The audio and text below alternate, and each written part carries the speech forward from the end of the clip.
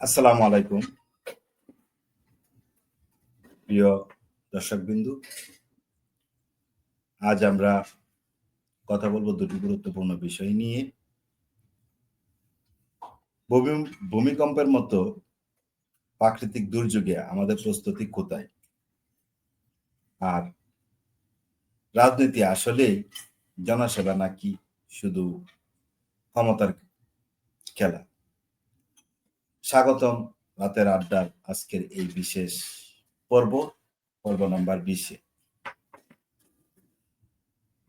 আমরা কথা বলবো দুটি মৌলিক মেরুদণ্ড নিয়ে। ভূমিকম্পের মতো প্রাকৃতিক দুর্যোগে আমাদের প্রস্তুতি কোথায় বা কতটুকু, আর রাজনীতি আসলে জনসেবার হাতিয়ার নাকি শুধু ক্ষমতার প্রতিযোগিতা। সম্প্রতি ঘটে যাওয়া ভূমিকম্প আমাদের চোখে আঙ্গুল দিয়ে দেখিয়ে দিচ্ছে একটি দেশের আসল উন্নয়ন শুধু আকাশ ছোঁয়া বিল্ডিং নির্মাণের নয়, মানুষের নিরাপত্তা নিশ্চিত করাতে সবচেয়ে বড় সাফল্য। দুর্যোগের মুহূর্তে প্রয়োজন হয় মানবতা, সতর্কতা এবং বাস্তব ব্যবস্থা।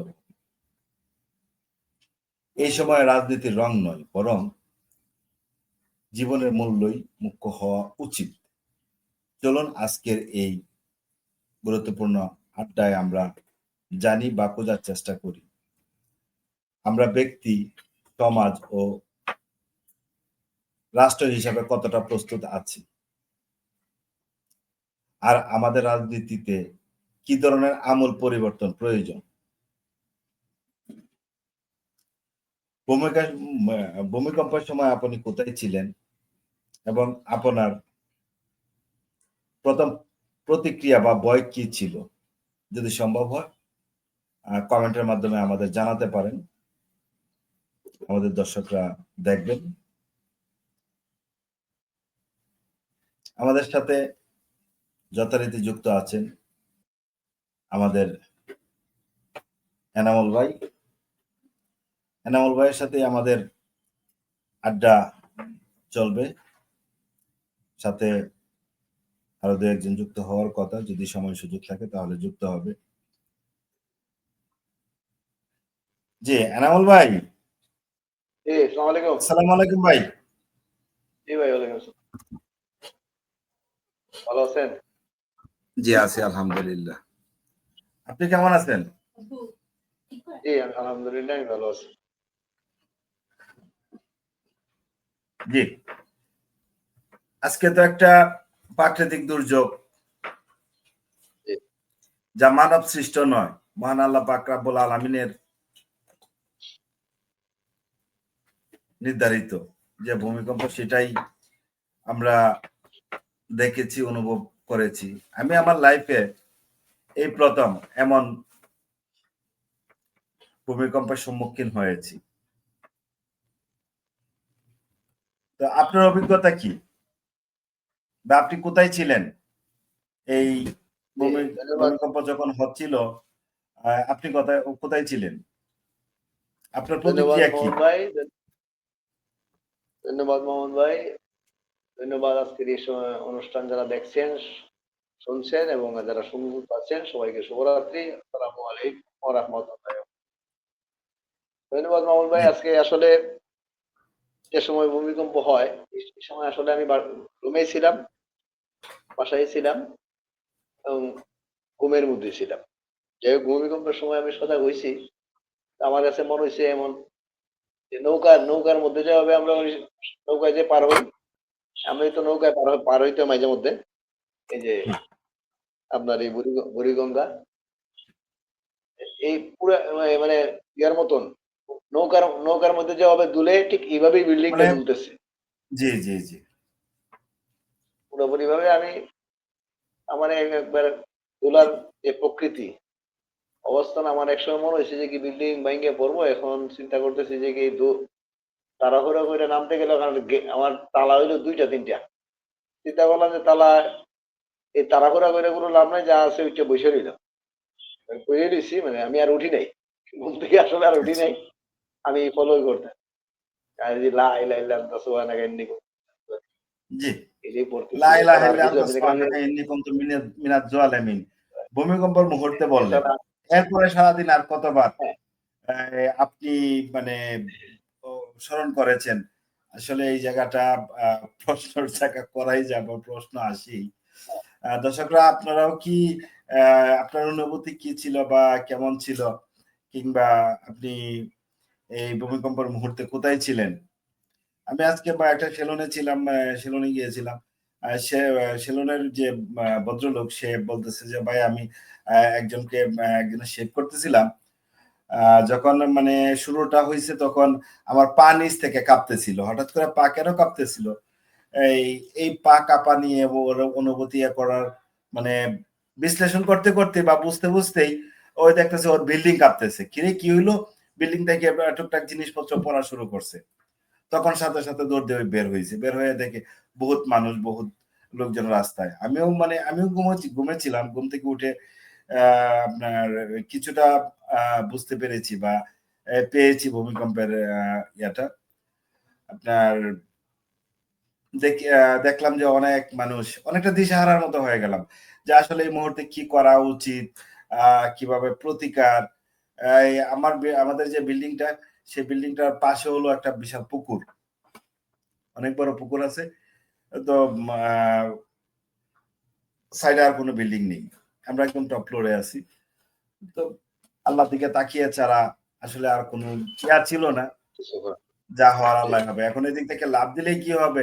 বউ আছে, বাচ্চা আছে, পরিবারের আরো লোকজন আছে। তাদেরকে রেখে যদি আমি একা বাঁচার চেষ্টা করি, তাহলে এটা তো মানে নিরর্থক। না, এরকম তো একটা ঘটনা আল্লাহর দেখলাম নাম নিয়ে ফেসবুকে দেখলাম ঘরেই আসলে। বসেছিলাম। মানে ঘরের বারান্দায় বসেছিলাম। তা আপনার অবস্থাটা কি? আপনি একটু আ বিশ্লেষণ করার চেষ্টা করবেন হ্যাঁ, না, আরকি। হ্যাঁ, আমি আসলে এই ঘুমের মধ্যে ছিলাম। আমি আর ঘুম থেকে ওই ঘুমের মধ্যে আমি সজাগ। তবে পুরা ঘটনাটাই আমি মানে এই কি বলে? পুরা ঘটনাটাই আমি অবজারভেশন এ ছিলাম। মানে বলতে পারি একদম পূর্ণাঙ্গভাবে আমি ঘুমাইছি, বললাম যে লা ইলাহা ইল্লাল্লাহ সুবহানাকা পড়তেছি। আর দেখলাম যে আমি মুভমেন্ট কইরা কোনো লাভ নাই। কারণ মুভমেন্ট করতে গেলে আরো ঝামেলা হইতে পারে। আমি ওই জি, আমার চিন্তা করলাম যে অনুভূতিটাও যা এরকম হইবার ছিল। হইব। মুভমেন্টের আর আসলে তো এই কিছু মুহূর্তে আর তো কিছু বলার মুভমেন্ট নেই। করে আর কোনো হ্যাঁ, কিছু নেই। মুভমেন্ট করার কিছু না। নেই। আল্লাহ নির্ধারিত আল্লাহর ফায়সালা, চূড়ান্ত ফায়সালা। আল্লাহর উপরে ভরসা করেই বসেছিলাম। আমি এভাবেই এই মানে পইড়াই রইছি। আমি আর উঠিও নাই। মানে একদম এভাবে জ্বলতেছে। মানে একেবারে নৌকার মতন জ্বলতেছে। আমাদের কিছু আর শহরের করার নাই। যা হইবার হইব। জি, না সেটা তো গেল জি। একটা অনুভূতির কথা। আর আমাদের যে শহরে যে বিল্ডিং গুলা তৈরি হচ্ছে বা যেভাবে তৈরি হয়েছে আরো আগে থেকেই, এই বিল্ডিং গুলো কি ভূমিকম্প সহনশীল? নিরাপত্তার এখন অনুভূতি কতটা দুর্বল? এখন যে কনস্ট্রাকশন যারা করতেছে, এখন যে ইঞ্জিনিয়ার সাহেবরা যে কনস্ট্রাকশন করে, এটা ভূমিকম্পের আপনার প্রতিরোধক ব্যবস্থা এর মাধ্যমেই ওই ডিজাইনটা এবং বিল্ডিং কনস্ট্রাকশন এর যে আপনার এই ম্যাপটা করা হয় এবং যে কনস্ট্রাকশনের যে ইনস্ট্রুমেন্ট গুলো সাজানো হয়, নকশাটা তৈরি করা হয়, এটা এইভাবে ভূমিকম্প যাতে করতে পারে, সহনীয় হইতে পারে। হুম, এই হুম। এইটা ফলো করেই এখন নির্মাণ করতেছে। কিন্তু কথা হলো এই পূর্বের যে বিল্ডিং গুলা, আগে যে বিল্ডিং গুলা হইছে, এগুলার অবস্থানটা কিরকম? জি, যেমন বিশেষ আজকে করে আমাদের আরেকটা ঘটনা আপনার এই যে আমাদের পাশেই কাছেই এটা আলমারিটোলা বলা হয় বা কসাইটুলি বলা হয়। কসাইটুলির এখানে আমার এক চাচার ফ্ল্যাটের বাসার সাথে একটা বিল্ডিং থেকে আপনার ওই যে উপর থেকে পড়ে যে ৩ জন লোক আ প্রায় স্পট ডেডই বলা চলে। আমি গিয়েছিলাম, দেখে আসছি। তো আসলে ওইখানে বিল্ডিং ধসে পড়েনি। উপরে যে নির্মাণাধীন কোনো স্ট্রাকচারের অবকাঠামোটা এই উপর থেকে সরাসরি ওই ৩ জন লোক। ৩ জন আবার মানে পথযাত্রী ছিল। যেমন পথযাত্রী ছিল মেট্রো রেলে যে এর আগে একটা দুর্ঘটনার শিকার হ্যাঁ, হয়েছে এক পথচারী।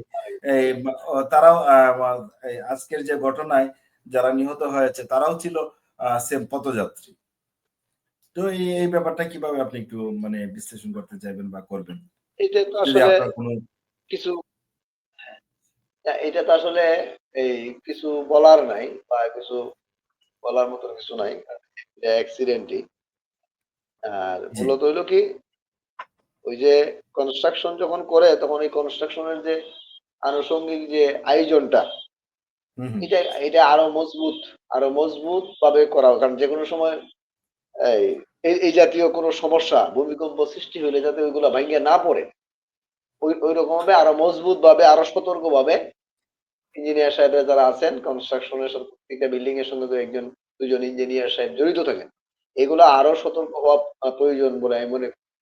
আর বিশেষ করে আমাদের মাননীয় এই বর্তমান উপদেষ্টা সৈয়দা রেজওয়ানা হাসান একটি জিনিস বলেছেন যে পুরান ঢাকার অধিকাংশ বিল্ডিংই আপনার এই বিল্ডিং কোড মানা মেনে করা হয় নাই বা বর্তমানে ঝুঁকিপূর্ণ অবস্থায়। এটা আসলে সত্য কথা। এই বিষয়গুলা খুব জরুরি ভাবে আপনার পদক্ষেপ নেওয়া প্রয়োজন।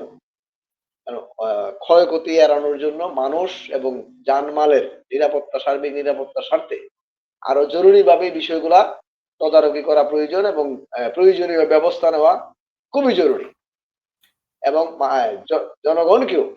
জনগণকে এই ব্যাপারে যথেষ্ট সহযোগিতা করতে হবে। জনগণ যেমন বিল্ডিং এর এগুলো যদি পরিত্যক্ত হয়, বিল্ডিং ভেঙে ফেলার ভেঙে ফেলতে হয়, তাহলে ভেঙে ফেলাটাই খুব জরুরি। এখন অনেক মালিকজন আছেন, ওনারা ভাঙবেন না, এখান থেকে আরো ইনকাম করবেন, আরো 5 বছর 10 বছর ইনকাম করবেন। এই ফাঁকে যদি একটা ভূমিকম্প হয়ে যায় তাহলে তো 10 জন 20 জন বিল্ডিংটা ধসে পড়লে অন্তত পক্ষে কয়েকশো লোক মারা যাবে। তাহলে এই বিষয়গুলা জন্য জনগণকেও বা বিল্ডিং মালিকগণকেও মানে সচেতন হতে হবে এবং সর্বোচ্চ পর্যায়ে সহযোগিতা করতে হবে।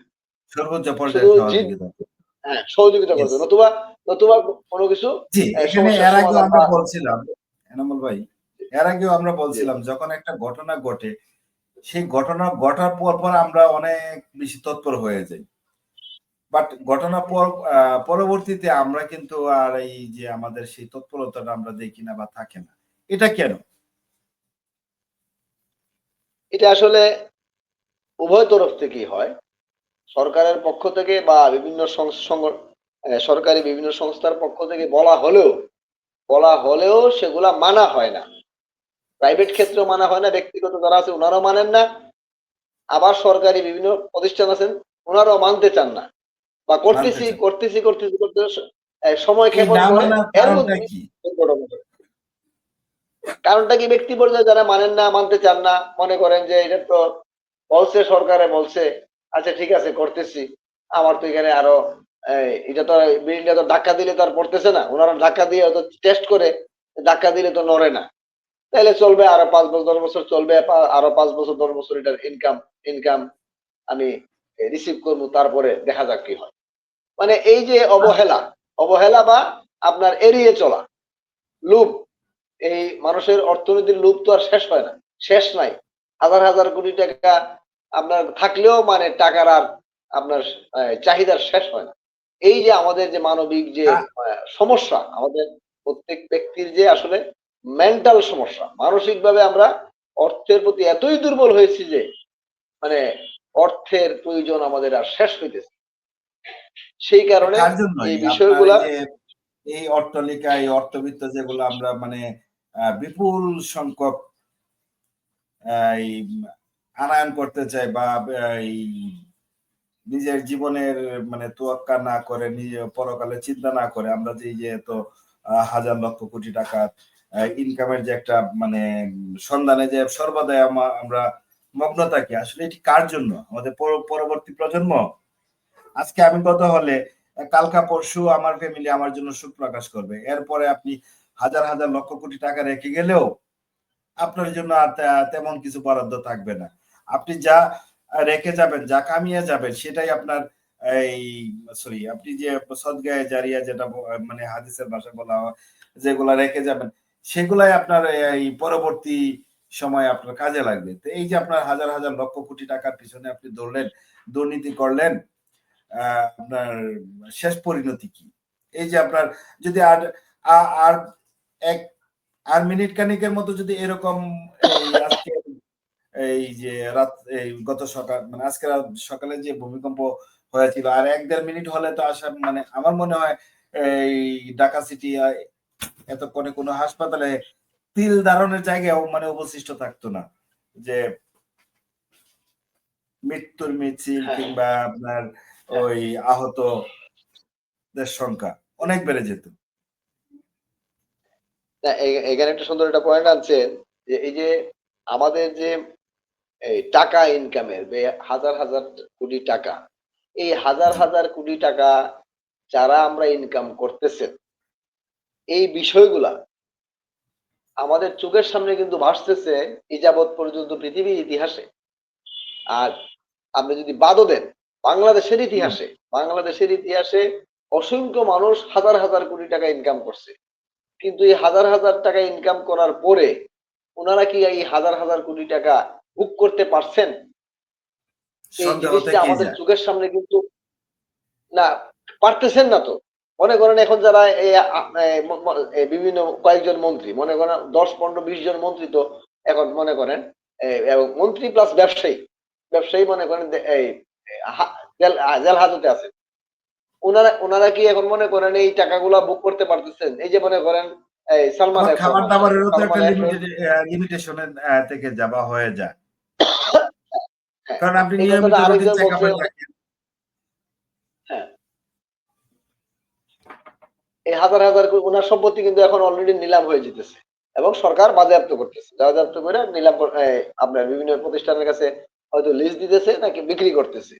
এবং উনি নিজেও কিন্তু মনে করেন জেল হাজতে আছেন, জেল হাজতে আছেন এবং ওই যে আপনি বললেন দেখা যায় সুস্থ থাকলেও একটি কথাই দিন এই আমাদের এই আপনার এলাকার আপনার সম্মানিত নেতা অ্যাডভোকেট ফজলুর রহমান সাহেব বলছেন যে বাংলাদেশের একসময় জহিরুল ইসলাম আপনাদের এলাকার প্রথম ধনী ছিল জহিরুল ইসলাম।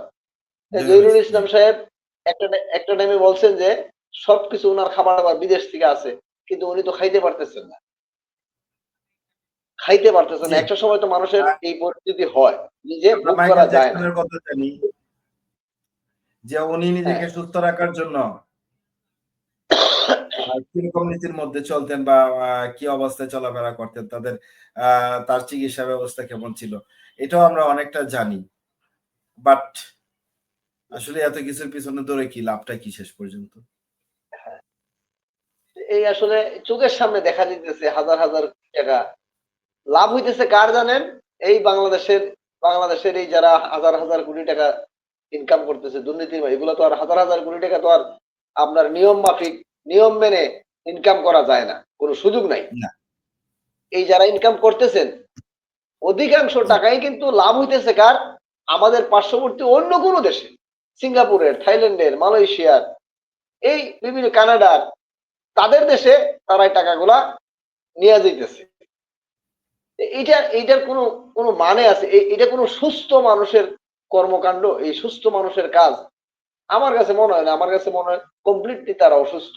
তারা সুস্থ বলার কোনো সুযোগ আছে বলে আমি মনে করি। বাকিটা আপনারা জানেন বা এই দেশের মানুষ বা যারা করতেছেন তারাই জানেন ভালো। একটা মানুষের একটা ফ্যামিলির কত শত কোটি টাকা হইলে তার চলে আপনি বলেন মামুন ভাই? বা এই দেশের সুস্থ মানুষরা কি জানতে বুঝে না কিছু? এদেরকে বোঝানোর কোন কে বুঝাইবে? আর নিজেরা কি বুঝে না? চোখের সামনে মৃত্যুটা দেখতেছে না? প্রত্যেকটা পরিবারে কি ১ জন ২ জন লোক জি, প্রতিদিন প্রতিদিন অথবা সবচেয়ে বড় সমস্যা হলো আমরা আমাদের এই অতীত থেকে শিক্ষা নিই না। এটাই হলো আমাদের সবচেয়ে বড় সমস্যা বা সমস্যার জায়গা।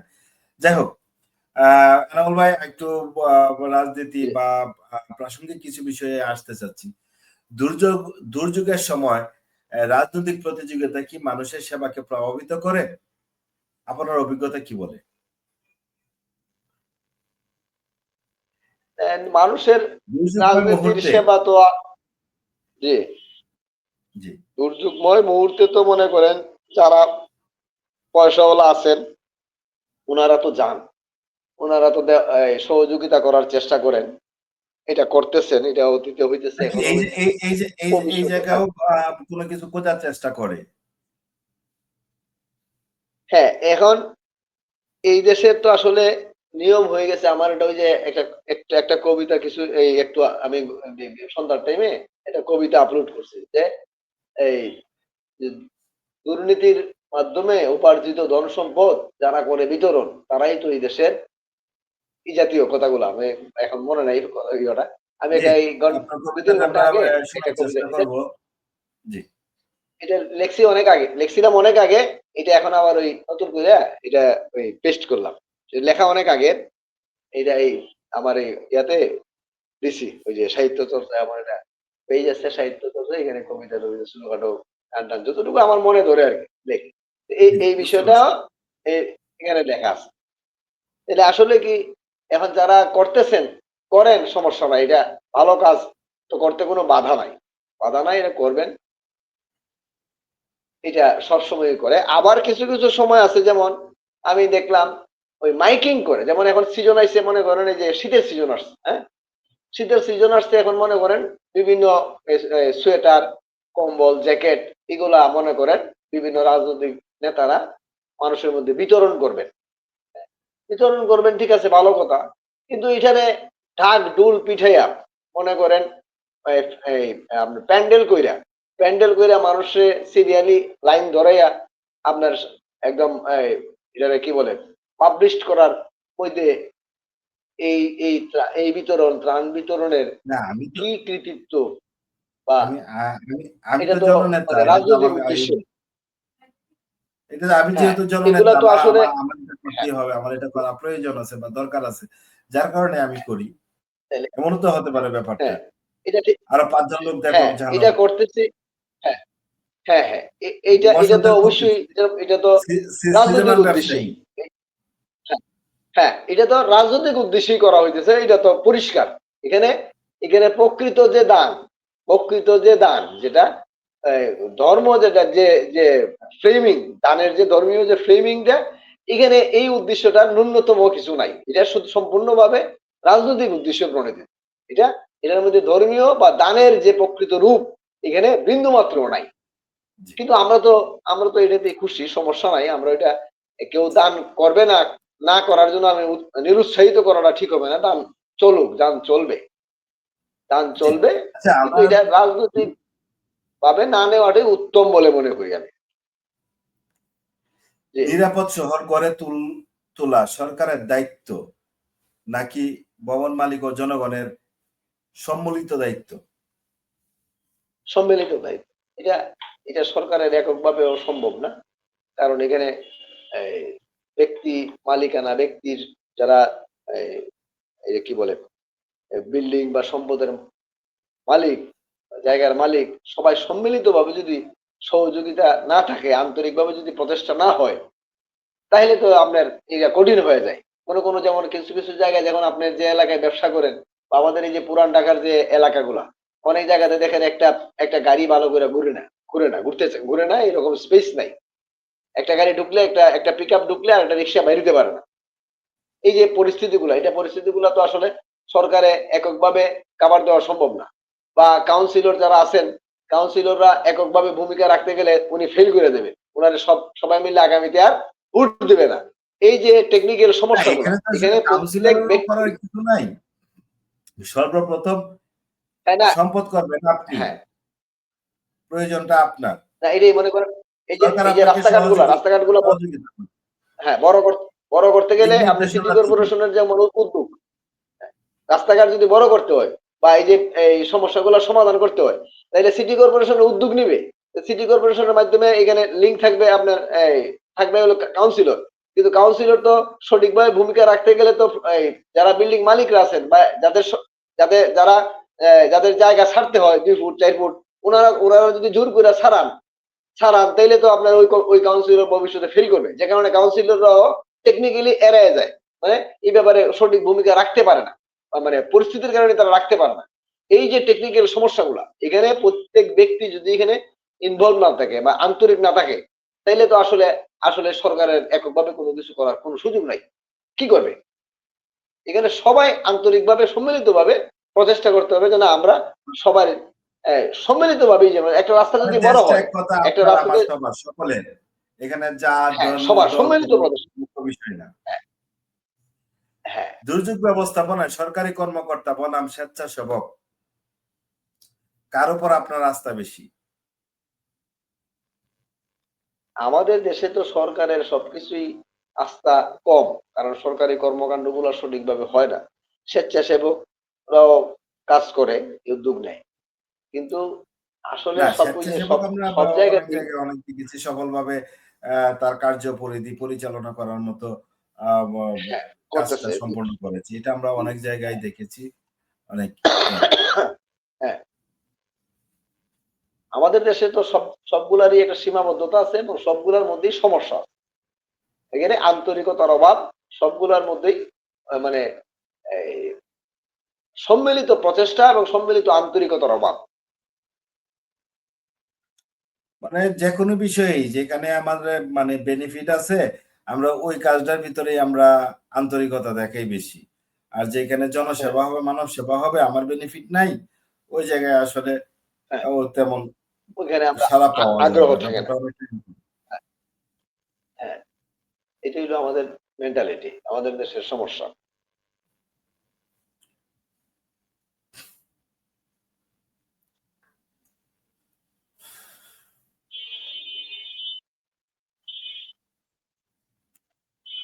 তারপর আজ সারাদিন কিভাবে গেল? আপনার রাজনৈতিক কি ছিল? রাজনৈতিক কোনো প্রোগ্রাম আজকে ছিল? না, আজকে কোনো প্রোগ্রাম ছিল না। আমি বাসা থেকে বাইরে নাই। এই যে কাপড়-চোপড় ধুয়ে ওরে ঘুমাইলাম। ঘুমাইয়া আবার খাওয়া-দাওয়া ওই বিকাল টাইমে উইঠা সন্ধ্যার পরে বাইরেছি বাসা। সন্ধ্যার পরে একদম বাইরিয়া ওই এরপরে আপনার সাথে দেখা হইলো। যে ফোনে দিলেন, ওই চাটা খাইলাম। তারপরে খাওয়া-দাওয়ার পরে একবারে উঠে গেলাম। আজকে কোন জায়গায় বাইরে নেই। ঝুঁক ঝুঁকিপূর্ণ ভবনগুলো চিহ্নিত অনেক আগেই হয়েছিল। এগুলার ব্যাপারে আ বা সরকার পরবর্তীতে কোনো ব্যবস্থা নিয়েছে কিনা? বা আদৌ সম্ভব কিনা? মানে এগুলাকে সংস্কার বা স্থানান্তরের কোনো আ পরিবেশ বা ব্যবস্থা গ্রহণ করা বা নেওয়া? কারণ ঢাকা শহরে এরকম অনেক ঝুঁকিপূর্ণ ভবন আছে যেগুলা আ মানে অসংখ্য, হয়তো অসংখ্য, আজকে কত অসংখ্য ভবন। ৫.৫৭ এর ভিতরে ছিল রিক্টার স্কেলে আপনার ভূমিকম্পের মাত্রা। হ্যাঁ, এটা তো আরো আ বেড়ে যেতে পারত। এখন এটা হ্যাঁ, অনেক আর গবেষকরা নাকি বলছে আর যে বাড়ার পরে লকটা যে ছিল, ভূমিকম্পের যে লকটা ছিল, সেই লকটা নাকি ভেঙে গেছে বা খুলে গেছে। আ আরো বেশি মাত্রায় ভূমিকম্প এই ঢাকা সিটি বা ঢাকা সিটির আশেপাশে হওয়ার সম্ভাবনা অনেক বেশি বিদ্যমান। এ ব্যাপারে এই আপনার কি এই এই ৫.৭ এই কিন্তু যথেষ্ট ধ্বংসের জন্য। এখানে শুধু মনে করেন কিন্তু ওই যে এটা আল্লাহর একমাত্র আর আল্লাহর কয়েক সেকেন্ড, হ্যাঁ, আর কয়েক এখানে সেকেন্ড যদি স্থায়ী আল্লাহর হইতো, তাইলেই মানে মানে আরো ক্ষয়ক্ষতি হইতো। জি। এটা একমাত্র মানে আল্লাহর অশেষ মেহেরবানি এবং দয়ার ফলেই সম্ভবত এই ক্ষয়ক্ষতির হাত থেকে অনেকটাই বা জানমালের ক্ষতির হাত থেকে এই বাংলার মানুষ বেঁচে গেছেন হ্যাঁ, আরকি। না, মানে অনেকটা অবশ্যই, এরকম অবশ্যই ব্যাপার। এখানে যে অবশ্যই এখানে হ্যাঁ, মানে এতটুকু মাত্রার ভূমিকম্পই যথেষ্ট এবং ব্যাপক ক্ষয়ক্ষতি হওয়ার সম্ভাবনা ছিল।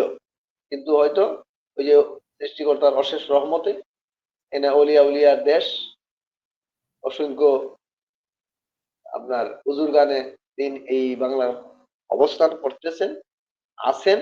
এই কারণেই আমাদের ক্ষয়ক্ষতিটা পরিমাণে কম হইছে। এছাড়া নাহলে এই এতটুকু ভূমিকম্প বা যতটুকু স্থায়ী হইছে এতটুকুতে আরো ব্যাপক বেশি ক্ষতি হওয়ার কথা। বেশি হওয়ার বেশি ক্ষতি হওয়ার। জি। এই ইয়ার যেকোনো একটা দুর্যোগে রাজনৈতিক দলগুলা কি মানে ঐক্যবদ্ধ হয়ে কাজ করার মতো কি জায়গা আমাদের বাংলাদেশে তৈরি হয়েছে বলে আপনি মনে করেন? রাজনৈতিক দলগুলার কথা যদি বলেন ভাই, এটা আসলে নিজের বিরুদ্ধে নিজে বলা হয়। আমিও একজন রাজনৈতিক কর্মী। আপ এই দেশের সমস্যাই তো রাজনীতি। এই দেশের রাজনৈতিক নেতৃবৃন্দই দেশের সমস্যা। মানে এক কথায় বলতে পারেন এই দেশ উন্নয়নের বাধা একমাত্র অন্তরায় হলো রাজনৈতিক দল এবং রাজনৈতিক নেতৃত্ব। উন্নয়নের পথে অন্তরায় রাজনৈতিক কেন, দল এবং কিসের জন্য? রাজনৈতিক নেতৃত্ব। কেন এবং কিসের জন্য? কিসের এই জন্য? রাজনীতি কিন্তু এই বাংলার জনগণই। হ্যাঁ, জনগণ তো পুঁজি। জনগণ তো পুঁজি। জনগণকে ইস্যু করা, ইস্যুর মাধ্যমে জনগণকে ইস্যু করার মাধ্যমে জনগণকে বোকা বানানোর মাধ্যমে মনে করেন এখানে এই যে এখন ইদানিং কিন্তু বেশ কিছু আলোচনা হইতেছে যে রাজনৈতিক নেতারা বেতন পায় কত, রাজনৈতিক নেতাকর্মীদের ইনকাম সোর্সটা কি, এই বিষয়গুলা কিন্তু এখন এই বছর অতীতের যত আলোচনায় হয়েছে এই বছর কিন্তু এইগুলা একদম টপ লিস্টে চলে আসছে। একজন রাজনৈতিক নেতাকর্মী যারাই নির্বাচনে প্রতিদ্বন্দ্বিতা করবেন বা প্রার্থী হবেন এই বছর এই উত্তর না দিয়ে কিন্তু উনি যেতে জি, পারবেন না। আমরা তো ঢাকা ৮ আসনে এনসিপির মনোনীত প্রার্থী আমাদের সেই ভাইরাল রিক্সা চালক, যে যিনি কিনা আগস্ট আপনার এই জুলাই আগস্টের অগ্রণী ভূমিকা বা অগ্রণী এই একটা ইয়া নিয়েছিল আপনার, রিক্সা চালক হয়ে যেভাবে মানে এই উনি আন্দোলন সংগ্রামে ছিলেন এবং ওনার যে সেলুট, সেই সেলুটের কারণে আজকে উনি এই ঢাকা ৮ আসনের মতো একটি জায়গা থেকে উনি মনোনয়ন পেয়েছেন। তো আসলে হ্যাঁ, রাজনীতির জায়গাটা কি কি যেমন একটা সময় হ্যাঁ, আমরা এই যে মনে যে আওয়ামী লীগ সরকার আমলে আমরা দেখেছিলাম এই আপনার hero Alam. Hero Alam plus হলো আপনার এই যে আরাফাত, যিনি বাংলাদেশের তথ্য হ্যাঁ, প্রযুক্তি নিয়ে কাজ করছেন, কিংবা সাবেক প্রধানমন্ত্রী শেখ হাসিনার যে আপনার পুত্র সজীব অজেদ জয়, ওনার ফ্রেন্ড, ওনার সাথে প্রতিদ্বন্দ্বিতা করেছেন। তখন আসলে অনেক ধরনের কথা হচ্ছিল বা উঠছিল যে তার মতো লোক কিভাবে করে, তাকে কেন মনোনয়ন দেওয়া হলো, এরকম ধরনের অনেক মানে এলিট শ্রেণী যেটাকে মানে বলা হয় বা এই করা হয়, তাদের মতো একটি জায়গা যেখানে করে সেই জায়গার ভিতরে সে প্রতিনিধিত্ব করার জন্য সাহস কিভাবে দেখা, এরকম ধরনের কিছু কথাবার্তা হচ্ছিল।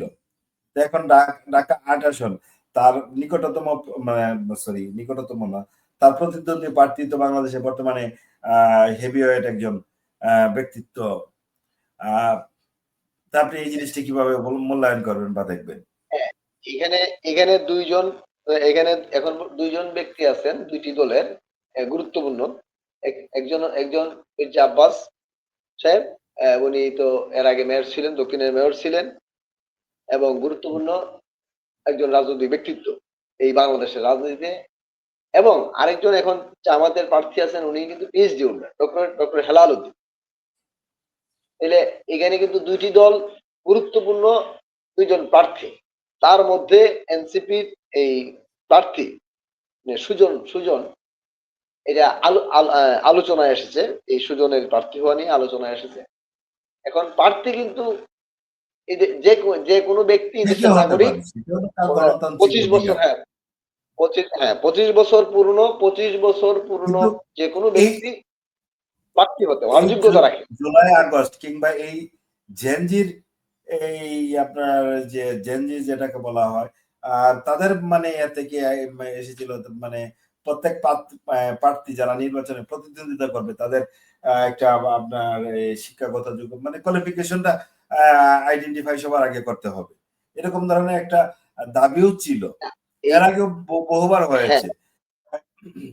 এই এই তো এই এই ব্যাপারটা এই কি মানে বিষয়টা তো আর তাহলে বাংলাদেশে নাই। কথার কথা? না, এইটা তো হ্যাঁ, নির্বাচনী নিয়ম কানুনের মধ্যে প্রার্থী হওয়ার যোগ্যতার মধ্যে তো এখন পর্যন্ত এই বিষয়গুলা বাইন্ডিংসে আসে নাই। যদি না না, বাইন্ডিংসে আমি আসতো আমি আমি আমি তাহলে এটা এনামুল ভাই, আমি এটা বলছিলাম না যে বান্ডিংটা যে আসে নাই, কিন্তু আমি যদি শুরু না করি, কোথা না কোথা থেকে তো শুরু হবে, শুরু হয়নি বলে হবে না যে ব্যাপারটা তো এরকম না।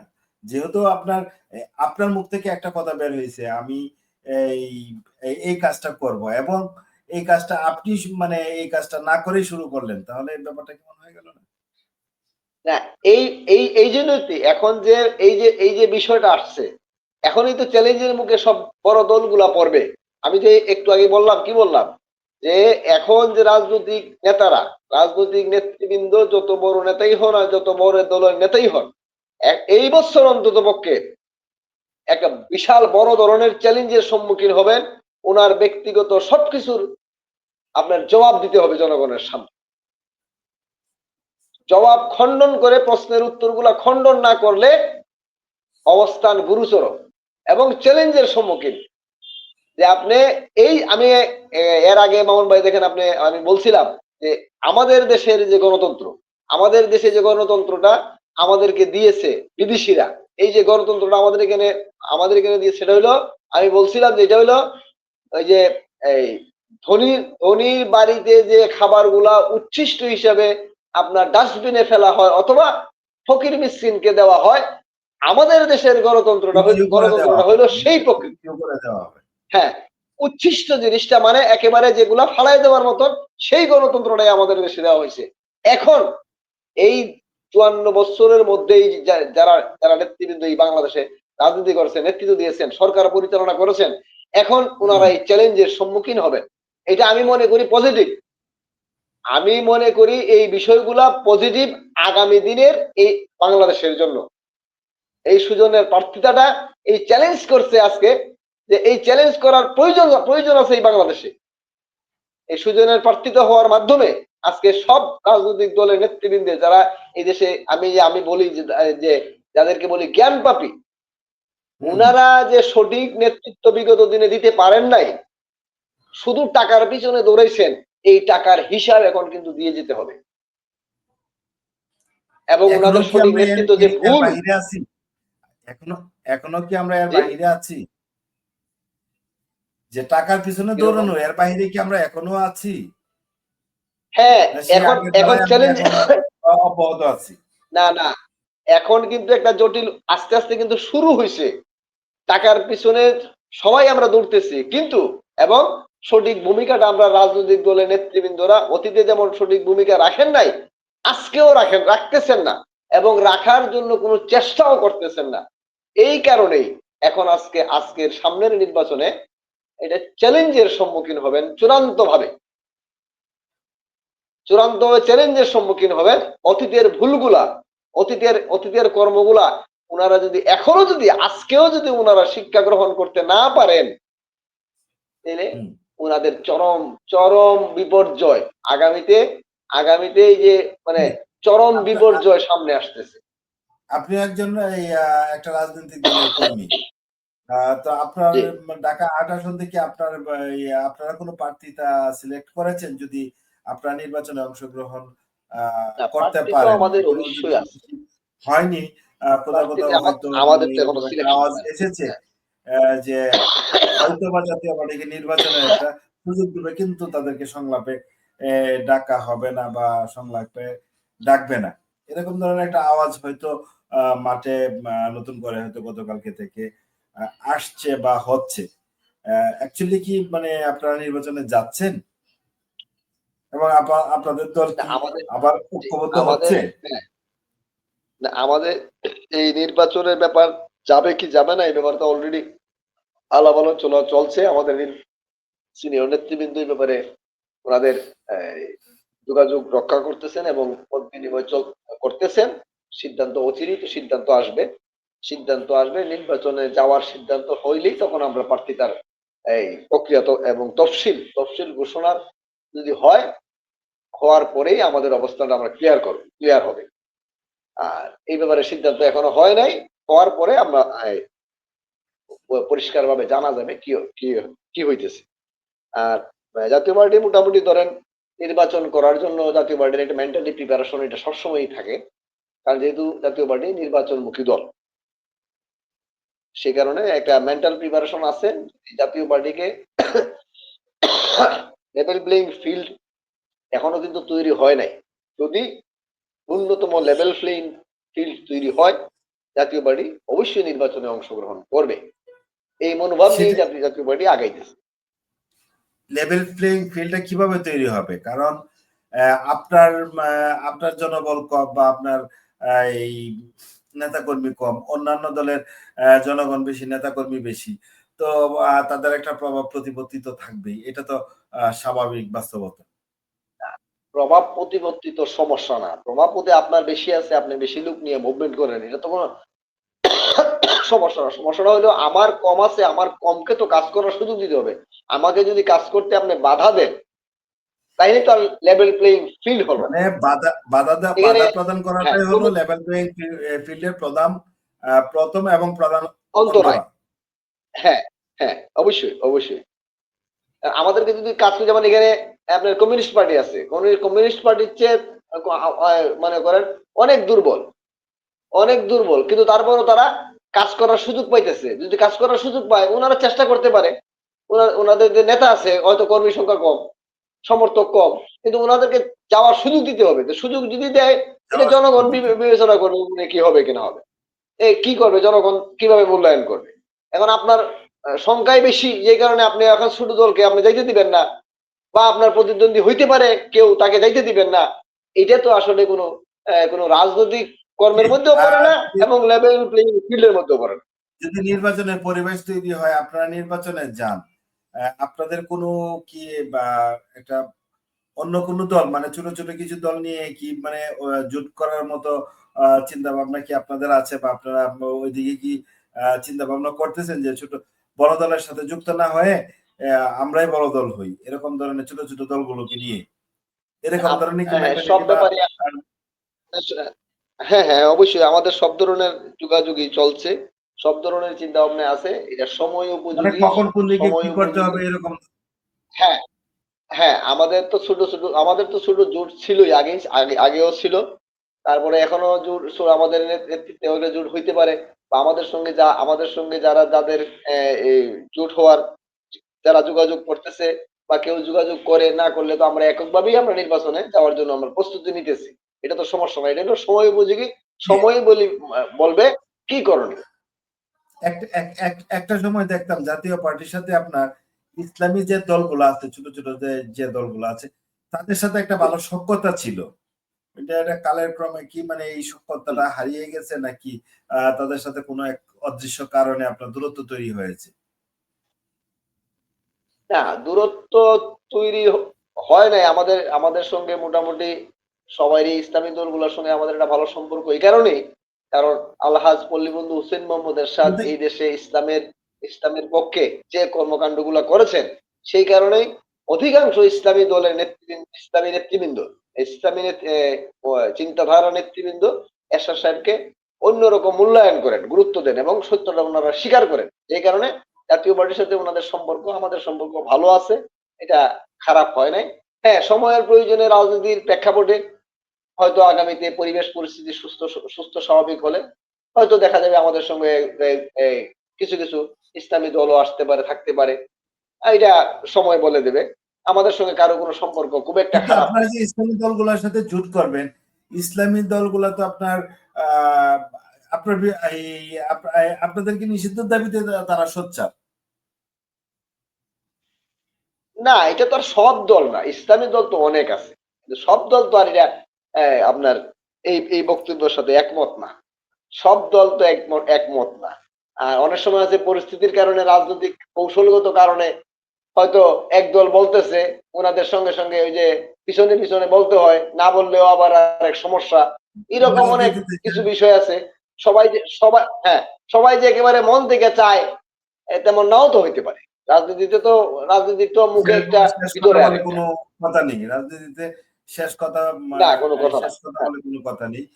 আচ্ছা, আপনার না, হেফাজতে ইসলামের উপর যে আপনার একটা নারকীয় এই হত্যাকাণ্ড সংঘটিত হয়েছিল, কিংবা যে নারকীয় যেভাবে মানে একটা ঘটনা হয়েছিল, সামলা সামলা সেই যুদ্ধ। ঘটনা মানে সেটার জি, সাথে যখন আপনার প্রোগ্রামটা ছিল, সেই প্রোগ্রামের সাথে আপনার সাবেক রাষ্ট্রপতি মরহুম আপনার পল্লীবন্ধু হুসেন মোহাম্মদ এরশাদ সাহেব সরাসরি ওনাদের সাথে আপনার সহযোগী হিসাবে এই এই এলাকায়, অর্থ এলাকায় আপনার পানি বিতরণ বা পানি দেওয়ার যে সর্বোচ্চ একটা প্রচেষ্টা করেছিল, সেই হেফাজতে ইসলামও তো দেখলাম আপনাদের বিরুদ্ধে অবস্থান নিয়েছে। এইটা এটা একটা জোরালো অবস্থান বলে আমি মনে করি না। এটা হলো হয়তো এখন সাময়িক এই সরকারের ছত্রছায়া যে যে দলগুলা একটু জোরালো ভাবে বলতেছে যাদের সমস্যা, হয়তো এটা দেখা মানে নাম কাওয়াজতে দুঃসারণ, কিন্তু এটা মনের মূল বক্তব্য না। কারণ এই হেফাজতে ইসলামের যে এই আন্দোলনের সঙ্গে একমাত্র সরাসরি আল্লাহ পল্লীবন্ধু হুসেইন মোহাম্মদ এরশাদী সরাসরি নিজে সশরীরে গিয়েছেন এবং ওনাদেরকে পানি বিতরণ করেছেন এবং সরাসরি ওনাদের এই আন্দোলনের সাথে সমর্থন ঘোষণা করেছেন। এটা কিন্তু আর অন্য কোনো দল করতে পারেন নাই, অন্য কোনো দলের সেই সৌভাগ্য হয় নাই। আমাদের জাতীয় পার্টির সেই সৌভাগ্য হয়েছে এবং জাতীয় পার্টির আলহাজ পল্লীবন্ধু হুসেইন জাতীয় মোহাম্মদ পার্টি তো এরশাদ সেই সৌভাগ্য সরাসরি হয়েছে। ওনাদের আপনার জুলাই আগস্টেও দেখেছি আপনার জাতীয় পার্টির পক্ষ থেকে সর্বোচ্চ অবস্থান নিয়েছে।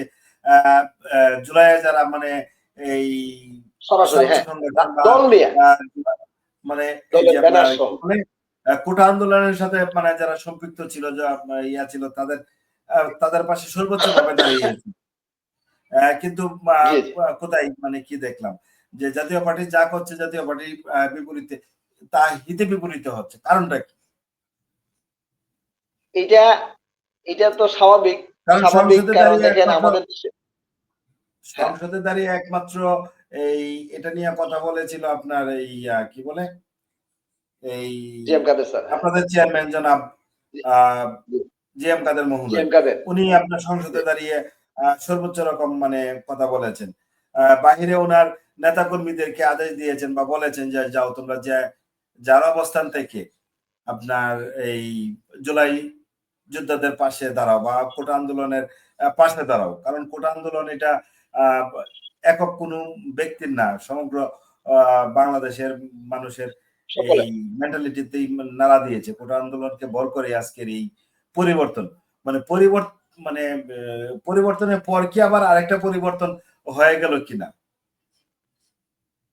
হ্যাঁ, এই যে মামুন ভাই, হ্যাঁ, এই যে আমাদের দেশের তো সমস্যাটা আপনারা তো একটু আগে বললাম যে আপনারা জানেন যে আমরা কিন্তু প্রতিদিন প্রতিদিন একজন বা দুইজনের লাশ চোখের সামনে দেখি যে এরা লাশ নিয়ে যাইতেছে অথবা কবরস্থানে নিয়ে যাইতেছে, একজন লোক মারা গেছে প্রতিদিন অনেক প্রত্যেকেই কিন্তু মানে একজন না একজনের লাশ আমরা কিন্তু দেখি বা খবর পাই। তারপরেও কিন্তু আমরা অন্যায় অবিচার থেকে আমরা পিছপা হই না। এটা হলো আসলে একটা মানুষের স্বভাবজাত মানে তাও সমস্যা। আপনার রক্তে মিশে গেছে, অন্যায় করাটা হ্যাঁ, রক্তে মিশে গেছে। এটা, হ্যাঁ, হ্যাঁ, আমরা যখন আমাদের সহযোগী আমরা যখন নিজেরা কোনো সুবিধার জন্য নিজেরা যখন কোনো বিষয় নিয়ে দাবি নিয়ে কোনো আন্দোলন সংগ্রামে যাই, তখন সবাইকে কাছে টানি, সবাইকে পাওয়ার জন্য আমরা ব্যাকুল থাকি। কিন্তু যখন যখন এই কাজটার সফলতা আসে, তখনই কিন্তু এটা এর আগেও দেখেন, এটা এটা কিন্তু আমাদের দেশের এই ৪৭ থেকে ২০৭১ সেই ঘটনা ঘটছে। এরকম বাই রোটেশন সবসময় এই আন্দোলনের পরবর্তীতে কিছু লোক, কিছু ব্যক্তি, বা কিছু লোক এই সুবিধাটা তার নিজের কুক্ষিগত করতে চায়। যারা সঙ্গে ছিল তাদেরকে কোনো না কোনো অজুহাতে তখন সরিয়ে দেওয়া হয়।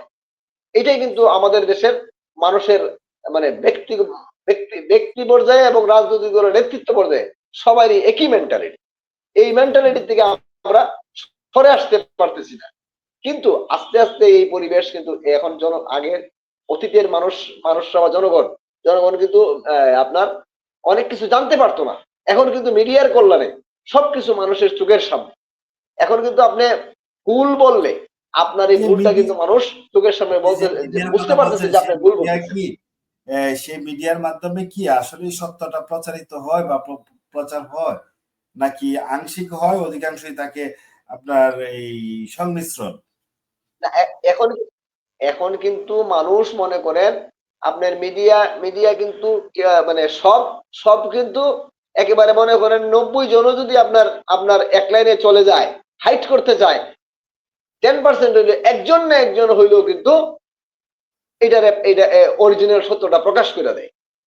যে কারণে একেবারে 100% সবাই কিন্তু সবকিছু হাইড করতে পারে না, কোনো না কোনো ভাবে। এখন কিন্তু সব শুধু মিডিয়ারই এখানে মূল বিষয় করে একজন ব্যক্তি পর্যায়ে একজন ব্যক্তিও কিন্তু মোবাইলে রেকর্ড করে। একটা ঘটনা রাস্তায় যখন ঘটে বিল্ডিং থেকে কিন্তু অসংখ্য মোবাইল দিয়ে একটা ঘটনার ভিডিও আপলোড হয়, ভিডিও ধারণ হয়, পরে কিন্তু প্রত্যেকেই কিন্তু মানে ভিডিওটা আপলোড করে। তাই মিডিয়া যদি সেটা হাইডও করে, তাহলে দেখা যাবে ব্যক্তি মোবাইলের মাধ্যমে এটা ভাইরাল হয়ে গেছে। এইরকম ঘটনা কিন্তু এখন আলটিমেটলি কোনো ঘটনা পূর্ণাঙ্গ আসলে ভাবে বা পুরোপুরি ভাবে এখানে হাইড ভাই করার কোনো সুযোগ নাই। আপনার ব্যক্তি মোবাইলের আপনার এই প্রচারটা খুব একটা বেশি হয় না, খুব একটা বেশি হয় না। ধরেন আপনার একটা মিডিয়া থেকে আপনি যখন একটা লাইভ করবেন বা একটা পোস্ট দিবেন, এটা লক্ষ লক্ষ মানে ভিউয়ার্স বা লক্ষ লোকের কাছে পৌঁছে যায় বা আরো বেশি লোকের কাছে পৌঁছে যায়। বাট আপনার আমার আইডি থেকে যখন আমরা একটা জিনিস পোস্ট করি, শেয়ার করি, তখন 20-50টা লাইক পড়ে বা 20-50 জন দেখে মানে শতকরা 100 পোস্টের ভিতরে আপনার একটা হয় কিনা ভাইরাল বা এই ওরকম ধরনের পর্যায়ে যায়, এটা সন্দেহ। কেননা এই দেখেন, আমরা কথা বলতেছি বিগত 1 মাস যাবত, আমরা এই কয়জন ভিউয়ার্স পাই, যদিও আমাদের আলোচক বা আমরা ওইরকম প্রফেশনাল না, তবু আমরা চেষ্টা করছি প্রফেশনালিজমটা সামনে আনার জন্য বা আরেকটু বেটার করার জন্য। সেই ক্ষেত্রে দরকার কি, যখন আমার এই কাছে আমার স্ক্রিনে দর্শক থাকবে বা আমার ইয়েতে দর্শক থাকবে, দর্শক সংখ্যা বেশি থাকবে, তখন অটোমেটিকলি এই আপনার উৎসাহ উদ্দীপনা পর্যায়ক্রমে বাড়তে থাকবে। বা আরো 2 জন ভালো লোককে, ভালো গেস্টকে আমরা আমন্ত্রণ দিয়ে রাখতে পারবো বা করতে পারবো। এখন দেখা যায় আপনি, আমি, আরো 2-1 জন সহ আমরা প্রতিদিন বক বক বক বক করি, যেটা মানে আসলে বকবকানির ভিতরেও কিন্তু অনেক গুরুত্বপূর্ণ কথা কিন্তু উঠে আসে, যে কথাগুলা আপনার যে অসাধারণ জনগণের কল্যাণে বা কাজে কোনো না কোনো ভাবে লেগে যায় বা লাগবে, কিন্তু আমরা তো এরকম ভাবে সাপোর্ট পাচ্ছি না। আসলে একটা কথা আছে, মামুন ভাই, তেল দেওয়া মাথাতেই তেল দিতে ভালো লাগে, তেল দেওয়া মাথার তেল আর কি। হ্যাঁ, ঠিক আছে, আপনার কথা ঠিক আছে। তারপরেও কিন্তু মামুন ভাই, আপনার আমার সামনে কিন্তু একটা উদাহরণ আছে। যেমন পিনাকি ভট্টাচার্য, ইলিয়াস আহমেদ, এইরকম কয়েকজন সাংবাদিক, ওনারা কিন্তু একভাবেই বক্তৃতা দেন। আমরা তো 2-3 জনে কথা বলি, ওনারা কিন্তু ওনার ভিডিওটা একজনই এককভাবেই কথা বলেন। উনি এককভাবে কথা বলার পরে ওনার ভিডিওটা উনি আপলোড করেন। ওনাদের অলরেডি ব্যাপারটা তো হলো কি, ওনাদের প্রফেশনালিজমটাই ওইরকম, ওনার মানে ওইরকম লেভেলের ওনার তথ্য সংগ্রহ করে। আমরা তো আর আসলে নিজের এই যে দৈনিক যে কাম বা যে কাজ আছে সেগুলো শেষ করে আস্তে আস্তে এই কোথায় কি খবর হচ্ছে, কোথায় কি ঘটনা ঘটছে, এগুলা নিয়ে বিচার বিশ্লেষণ করার মতো সময় বা সুযোগ আমাদের এতটা থাকে না। আর তারা এটার পিছনে করার পিছনে তাদের একটা সেট আপ আছে, তাদের মানে ওইরকম পর্যায়ে আছে। আর আমাদের, আমি আপনার আমারটা তো ওইরকম পর্যায়ে না। মামুন ভাই, যার কারণে আপনি যতই লাইভ না করেন না আর আমি যতই পোস্ট কথাটা করেন। আমি আমি জি কথাটা বলেন। বলতেছি, মানে আপনি যে কথাটা বলতেছেন যে একজন মিডিয়া যদি প্রচার করে যেভাবে প্রচার হয়, আর একজন ব্যক্তির এটা সেইভাবে প্রচার হয় না। আপনার এই কথাটা আংশিক সত্য, কিন্তু আমি এই কথার উদাহরণ দিলাম যে উনি এই যে পিনাকি ভট্টাচার্য এবং এই যে আপনার ইলিয়াস আহমেদ সাহেব, ওনারা কিন্তু ব্যক্তি পর্যায়ে ওনারা কিন্তু এই আপনার ইয়ে করেন, এই যে ওনাদের ভিডিওটা এই আপনার প্রচার করেন, ব্যক্তি পর্যায়ে ওনারা আপলোড করেন। ওনারা কিন্তু একদিনে এই জায়গাতে আসেন নাই, না, দীর্ঘদিন যাবৎ। যেমন আমি 23 সালেও পিনাকি ভট্টাচার্যর নাম শুনছি, 23 সালে 24 সালের কিছুদিন আগে সরি, হ্যাঁ 23 সালের দিকে আমি ওই মানুষের মুখ থেকে শুনছি পিনাকি ভট্টাচার্য ভালো কথা। আমি আমি আসলে এই মানে উনার নামটা ওই সময় জানতাম না। ওই চার দোকানে বসে ওই বলতে তারপরে একদিন একটু অপেক্ষা মানে আগ্রহ নিয়ে দেখলাম যে আসলে দেখি ওই চার দোকানের মধ্যে ওই ইয়েগুলা টিভির মধ্যে তারা ওই যে ইউটিউবে এগুলা বলতেছে আর বলতেছে পিনাকিটা দেন পিনাকি। তা আমি ওই দোকানদারে বললাম, ভাই ঠিক আছে দেন তো দেখি পিনাকি ভাই সাহেবের কি কি বলে আমি শুনি। হ্যাঁ, একটা মিনিট, আমি তারপরে শুনলাম। শোনার পরে দেখলাম যে হ্যাঁ সবাই এটা সুন্দর করে শুনতেছে এবং ওনার কথাগুলো উপস্থাপন গুলা হ্যাঁ মোটামুটি সুন্দর, এটা ভালো কোয়ালিটি। এই মানুষের কাছ থেকে কিন্তু আমি শুনছি, এগুলো কিন্তু শিক্ষিত মানুষ না, এগুলো normal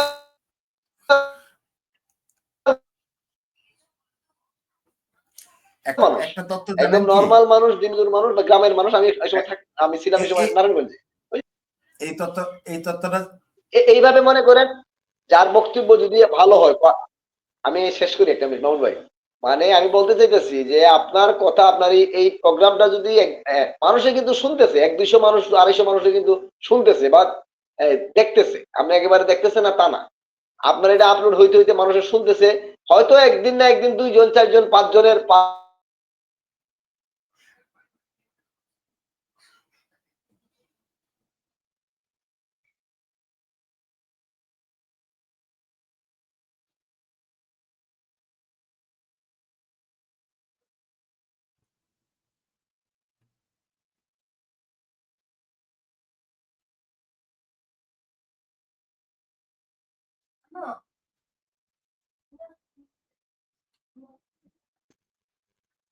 মানে আমি বলতে চাইতেছি যে হয়তো আজকে যমুনা টিভি যদি নিউজ করে, এটা 10 মিনিটের মধ্যে সার্কুলেশন হয়ে যাওয়া আসা ওয়ার্ল্ড ওয়াইড। কিন্তু আমাদের এই প্রোগ্রাম গুলো হয়তো এটা 2 মাস লাগতে পারে, 4 মাস লাগতে পারে, 6 মাস লাগতে পারে আমাদের কথাগুলো মানুষের সামনে বা গ্রহণযোগ্য পর্যায়ে আসতে। পৌঁছাতে এটা কোনো সমস্যা মানে না। জি হ্যাঁ, কিন্তু আপনার যদি না ভাইরাল কোনো বক্তব্য আসে, মানুষের পছন্দ হয়, দেখবেন খুব অল্প সময়ে এটা প্রচার হয়ে যাবে। এটা সময়, একটা এটা এই এমন কোনো ব্যাপারটা জানেন সমস্যার কি, কিছু না। নাকি ভট্টাচার্য কলামিস্ট বা সাংবাদিক যেভাবেই বলি না কেন, ওনার জি, বাপ দাদা, ওনার স্ত্রী, ওনার শ্বশুর শাশুড়ি খবর কিন্তু সাবেক প্রধানমন্ত্রী শেখ হাসিনা কিন্তু জানে,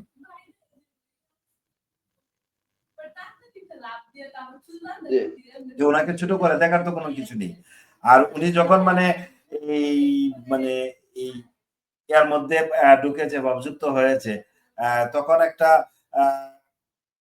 আওয়ামী লীগের বিপক্ষে ছিল, আর কিছু কিছু দল সরাসরি আহ, তার কথাগুলাকে সাপোর্ট করে নিচ্ছে। আর আমরা তো আসলে কোন দল, কোন দেশ, কোন রাষ্ট্রের বিপক্ষে কথা বলছি না, এইটা আমরা সমাজসেবার বিষয় নিয়ে না, এটা না, কথাটা কথা বলতেছি বলছি, কি যার কারণে যে হয়তো যে কোনো আমাদের ঘটনা, হ্যাঁ, জি বলেন। মানে আমি এই কথাই বলতেছি যে যে বাংলাদেশের এখন যে কোনো ঘটনা, যে কোনো বিষয়, যে কোনো বিষয়ে এখন সব মানুষকে ফাঁকি দেওয়া সম্ভব না।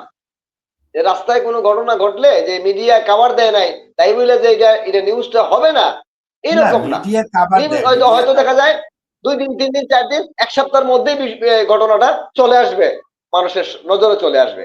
মানে ফাঁকি দেওয়া না, সম্ভব না। এই কারণে এখন মিডিয়া রাজনৈতিক খাবার দল দেয় না এই নেতারা কথাটা ভুল, নেতৃবৃন্দরা যাই মিডিয়া বলেন খাবার আপনি দেয়, বলেন।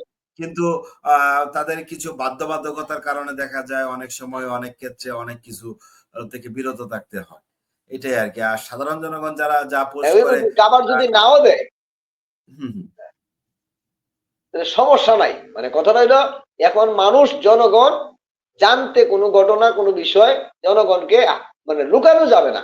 লুকানো যাবে না, মানে জনগণকে জনগণের কাছ থেকে মানে লুকানো যাবে না, যে কোনো ঘটনাই ফাঁকি দিয়ে, ঘটে। হ্যাঁ, হ্যাঁ, ফাঁকি যেমন দিয়ে এখন, হ্যাঁ, নেতা, যেমন আমাদের আমাদের উপজেলায় বিগত 22, 23, 24 অর্থ বছরে আপনার কি কি কাজ হয়েছে, কি কি প্রকল্প হয়েছে, সবগুলা কোনো কোনো সাংবাদিক মহল তারা সামনে এনে দিচ্ছে বা এনে ধরছে, যে এই প্রকল্পগুলা হয়েছে, এর থেকে এই দুর্নীতি হয়েছে, এর থেকে এ হয়েছে। যেমন 2-3 বছর পরে আসলো, কিন্তু তৎক্ষণাৎ যখন আপনার একটা প্রকল্প যখন শুরু হয়েছে বা শুরু করেছে যে কোনো প্রতিষ্ঠান বা যে কোনো ব্যক্তি বা যে কোনো কাউন্সিলর কিংবা মেম্বার, যেই শুরু করে না কেন, যদি সাথে সাথে তার বাধ্যতামূলক যে এত টাকার প্রকল্প আসছে, এই প্রকল্পটা এতটুক জায়গা এই কাজ হবে, এরকম একটা সাইনবোর্ড বাধ্যতামূলক, যদিও কাগজে কলমে আছে সাইনবোর্ড দেখানো, যে সাইনবোর্ড যদি না থাকে তাহলে সরি, যদি এই সাইনবোর্ড প্রকল্প এরিয়ায় যদি আপনার কাজের ধরন, কাজের মান যদি আপনার উল্লেখিত না থাকে, তাহলে আপনাকে কোনো বিল দেওয়া হবে না। তখন এলাকার এই 1 জন 2 জন 5 জন সেটাকে আপনার নিয়ে তথ্য নিয়ে এই আপনার করতে পারে। এখন একজন মেম্বার আপনার একটা এলাকায় একটা প্রকল্প দিল, কি কাজ হলো একমাত্র এলাকায় ওই এলাকার মেম্বার যে এলাকায় মানে কাজ পাচ্ছে বা কাউন্সিলর সে জানলো, আদার্স কোন ব্যক্তিবর্গ মানে জানলো না। হয়তো তাকে মানে তার মনোনীত 3 জন বা 5 সদস্য কমিটি বিশিষ্ট যেটা মানে টাকাটা উত্তোলনের জন্য যে কমিটিটা দেওয়া হয় সেই কমিটিটা জানলো, কিন্তু গ্রামের যে সাধারণ যে জনগণ আছে বা সাধারণ যে মানুষ আছে তারা অনেক চেষ্টা করেও জানার উপায় থাকে না বা জানতে পারে না। যখন একটা সাইনবোর্ড থাকবে, একটা ব্যানার থাকবে যে এই কাজের মান এটা, এত টাকার কাজ এইভাবে এইভাবে করতে হবে, এরকম যখন যখন একটা বাধ্যতামূলক আপনার ইয়া থাকবে, তখন এর থেকে এই আপনার দুর্নীতি বা সঠিক কাজটা না করে আপনার আসতে পারবে না, আসার সুযোগ নেই। তো সেই জায়গাটা কি আপনার হয় হ্যাঁ না, মামুন ভাই, সেই তদারকিটা হয় না। এখন কিন্তু এখন প্রকল্প এরিয়া মামুন আপনার ভাই, বাধ্যতামূলক সাইনবোর্ড কিন্তু বাধ্যতামূলক আছে, এটা কাগজে কলমে, বাস্তবে কোনো প্রকল্প একটা সাইনবোর্ডও নাই। ঠিক আছে মামুন ভাই, একটু সময় অপেক্ষা করেন। বাংলাদেশের এখন যে পরিস্থিতি, যেভাবে মানে যে পরিস্থিতিতে যা বাংলাদেশ যাইতেছে, প্রত্যেকটা কাজ মানে দায়িত্ব কেউ অবহেলা করতেছে, সমস্যা নাই। এই যে পরিস্থিতি বাংলাদেশ এখন মনে করেন যাইতেছে, আগাইতেছে, বা যে পরিস্থিতি সৃষ্টি হয়েছে, খুব অল্প সময়ের মধ্যেই প্রত্যেকটা কাজ আপনি না বললেও মানে করতে সে বাধ্য। অথবা যত বড় অফিসারই হোক আর যত বড় গুন্ডা নেতাই হোক, পাবলিকের হাতে মাইর খেয়ে দেশ ছেড়ে বাঁচবে। এই সময় আসছে খুব সন্নিকটে।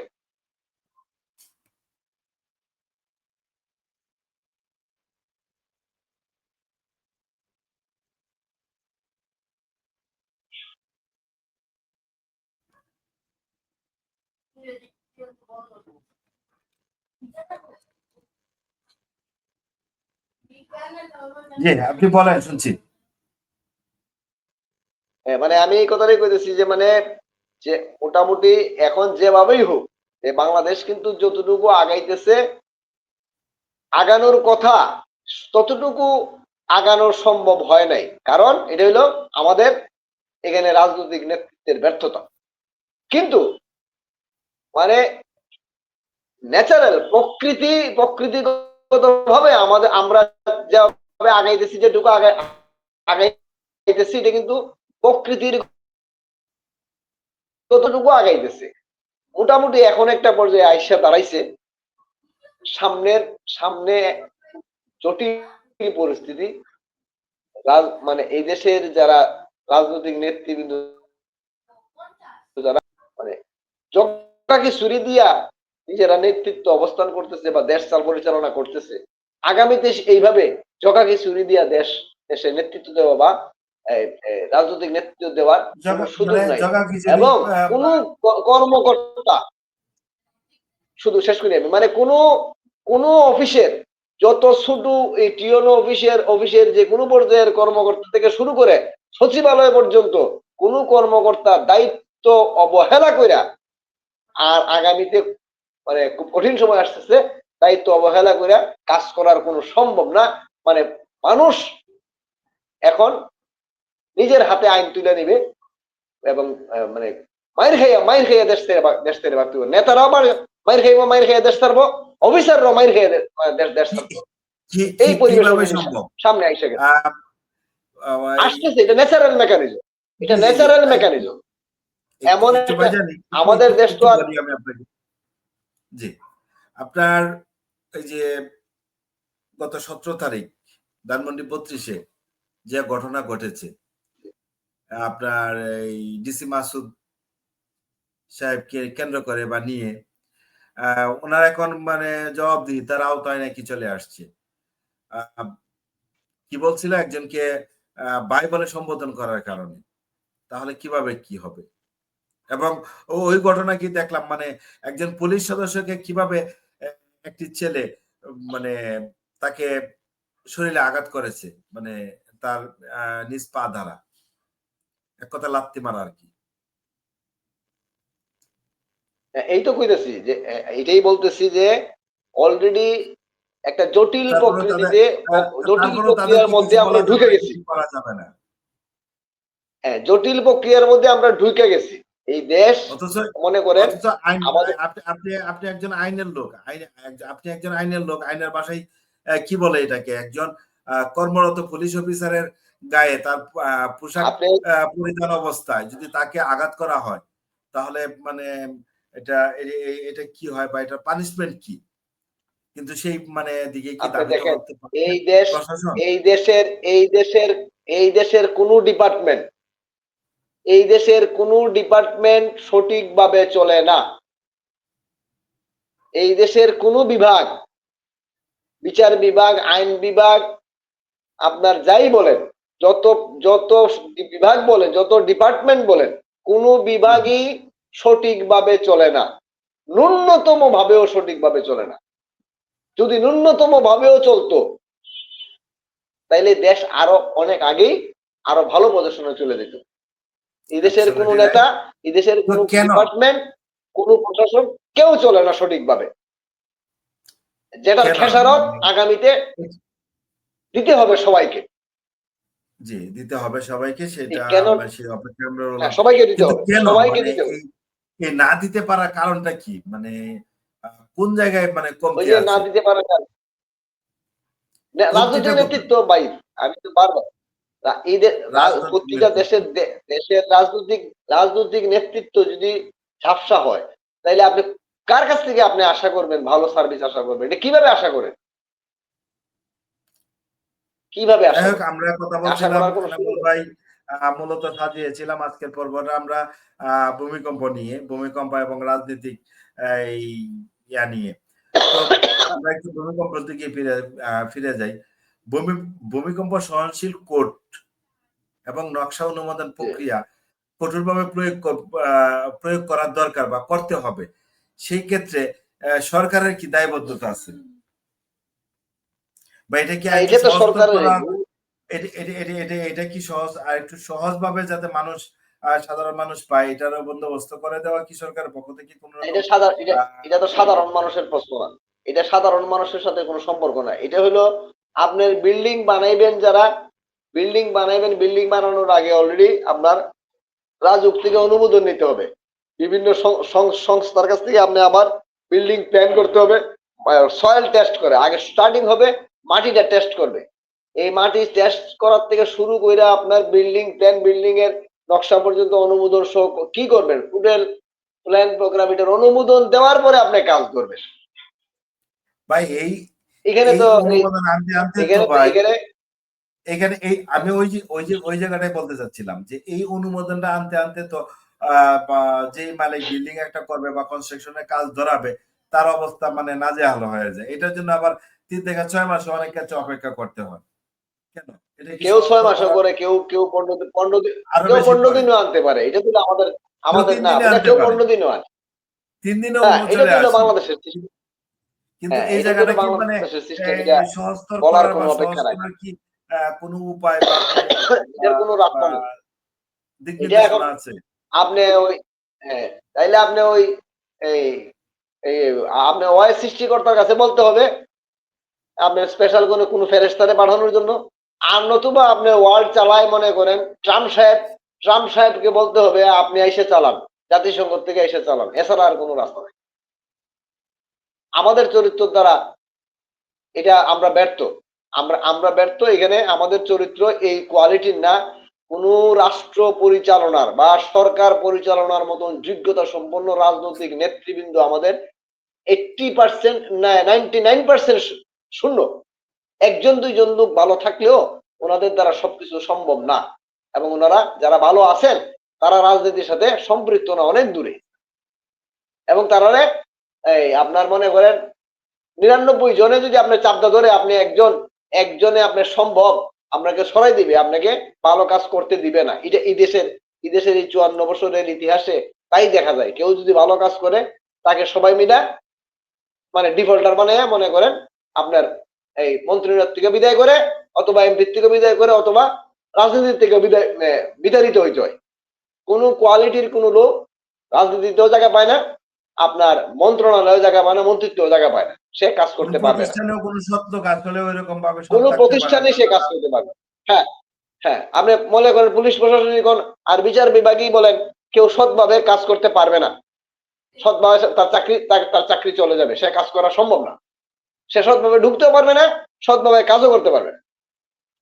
এখানে তার অসৎ হইতেই হবে। তাকে ওই টিমের সাথে ক্রাইম টিমের সঙ্গে তার ক্রিমের সঙ্গে একাত্মতা ঘোষণা করতে হবে, নতুবা সে তার চাকরি ছাইরা চলে যেতে হবে, দুইটার একটা। এটা কোনোভাবেই বাংলাদেশে সম্ভব। এটা একমাত্র জি, সম্ভব সৃষ্টিকর্তা যদি সরাসরি স্পেশাল ফিরিস্তা পাঠান, আর নাইলে ট্রাম্প সাহেবের মাধ্যমে মনে করেন আপনি যদি জাতিসংঘ এসে সরাসরি আমাদেরকে নিয়ন্ত্রণ করে, তাইলে আপনি কিছু আশা করতে পারেন। এছাড়া আমার কাছে আমার মনে হয় না এই দেশের আমরা রাজনৈতিক নেতাদের এই চরিত্র গঠন হয়েছে যে আমরা এই দেশটা সুন্দরভাবে চালানোর কোনো, আমার কাছে আমি দেখি না। জি।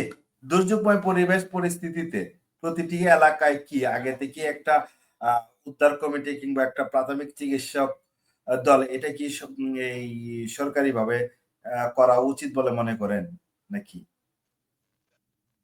না, এটা তো সব জায়গায় আছে এবং আমাদেরকেও আছে, কিন্তু আমাদের হইলো আপনার ওই যে এই প্রযুক্তির ডেভেলপমেন্ট, আপনার উন্নত দেশগুলা ভূমিকম্প ঘটার কয়েক ঘন্টা আগে ওনারা জানতে পারেন, যে কারণে ওনারা সেই প্রস্তুতিটা সম্পন্ন করতে পারেন। কিন্তু আমাদের দেশে হয়তো ভূমিকম্পর ব্যাপারটা আগাম বার্তা হয়তো আমাদের দেশে এই প্রযুক্তিটা এখনো ডেভেলপ হয়েছে কিনা আমার মনে হয় না।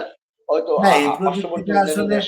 কোথাও না। বিশ্বের বড়, বড় দেশে দেখলাম যে আপনার ভূমিকম্প না, না, না, হয়ে না, না, যাচ্ছে না, কিন্তু উন্নত মানে কান্ট্রি জানতে পারে। খুব কম, মানে খুব কম সংখ্যক মানে এই জানতে পারে বা জানার সুযোগ তৈরি হয়। কিন্তু হতে পারে একটা সম্ভাব্য, যেমন আবহাওয়া অফিস জানায় যে সম্ভাবনা আছে। এই সম্ভাব্য একটা থাকে। কিন্তু এই যে আজকে যে ভূমিকম্প হবে হ্যাঁ, বাংলাদেশের আ কোনো ভূমিকম্পের মিডিয়া ব্যাপারটা বা একটু কোনো কোথাও জটিল। মানে হ্যাঁ, কোনোভাবেই তারা এটা প্রচার বা এটা নিয়ে টাচ পর্যন্ত করতে পারেনি।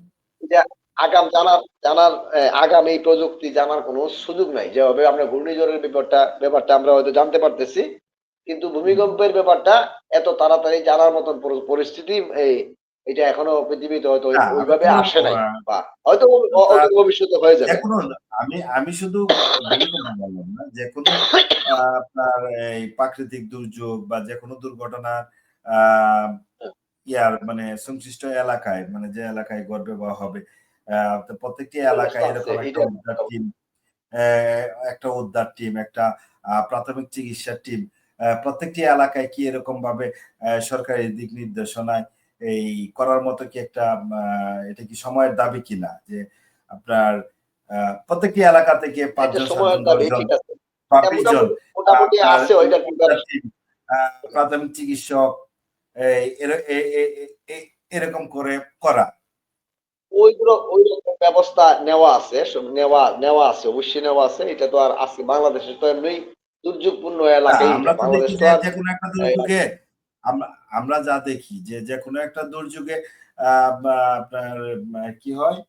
আ ১ম অবস্থাতেই আপনার যে সাধারণ জনগণ, আপনার যে অসাধারণ জনগণ তারাই গিয়ে ঝাঁপিয়ে পড়ে। ঝাঁপিয়ে পড়ে তারাই উদ্ধার কাজ প মানে নিয়োজিত হয়। কিন্তু স্বেচ্ছাসেবক দল বা এই কোনো ট্রেনিং প্রাপ্ত মানে চিকিৎসক এসে যখন আসে কিংবা এই আপনার মেডিকেল চিকিৎসক মানে মেডিকেলে অধ্যয়নরত যারা আছে তারা যখন আসে, আস্তে, আস্তে সেটা অনেক লেট হয়ে যায়। কিন্তু প্রত্যেকটি এলাকায় যখন এটা স্বাভাবিক, আ এটা সব জায়গায়। প্রত্যেকটি এলাকায় যখন আপনার কিছু, কিছু লোককে আপনি এর আওতায় নিয়ে আসবেন, যেকোনো জায়গায় যেকোনো এলাকায় ঘটনা ঘটলে আপনার আ তৎক্ষণাৎ মানে সহায়তার হাত বাড়িয়ে তারা চলে আসতে পারবে। এরকম ধরনের একটা সাপোর্টিং টিম কি এই ঢাকা সিটির প্রত্যেকটি এলাকাতেই গঠন করার প্রয়োজন কিনা? বিশেষ করে ঢাকা সিটি যেহেতু প্রত্যেকটি এখানে এলাকাতে আসলে ঘনবসতি এইটা ঘন। কিভাবে করবে? স্ট্যান্ড বাই রাখার কোনো সুযোগ নাই। স্ট্যান্ড বাই রাখার কোনো সুযোগ নাই।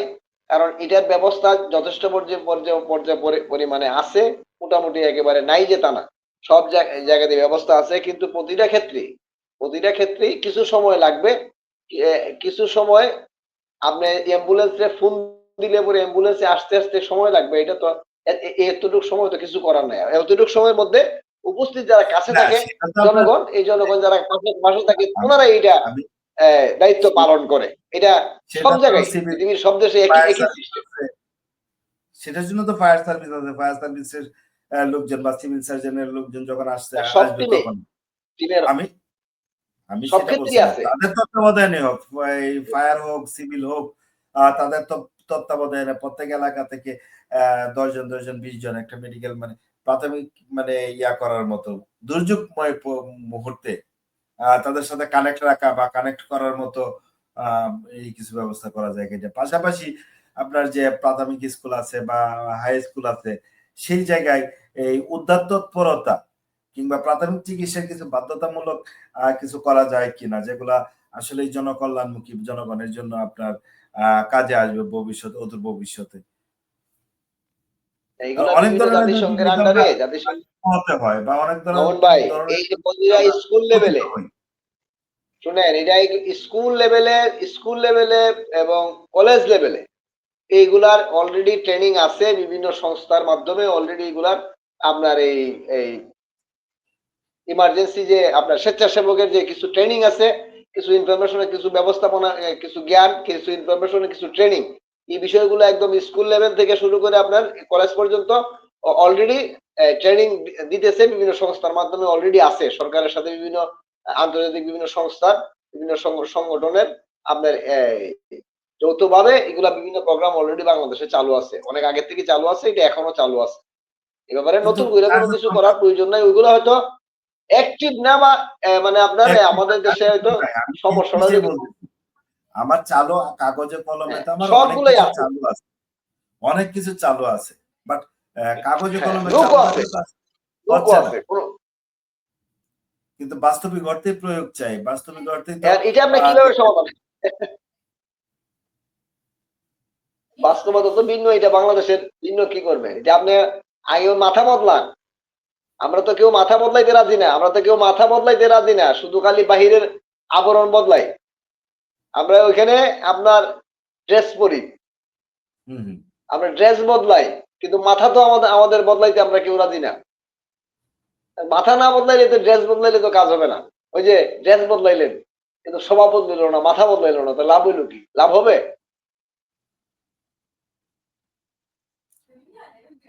না? বলেন আপনি, কোনো লাভ হবে কিনা? আপনি ড্রেস বদলাইলেন, মাথা বদলাইলেন না, চিন্তা বদলাইলেন না, কোনো লাভ হবে? আমার আমার হুম। জানার মধ্যে কোনো লাভ হবে না।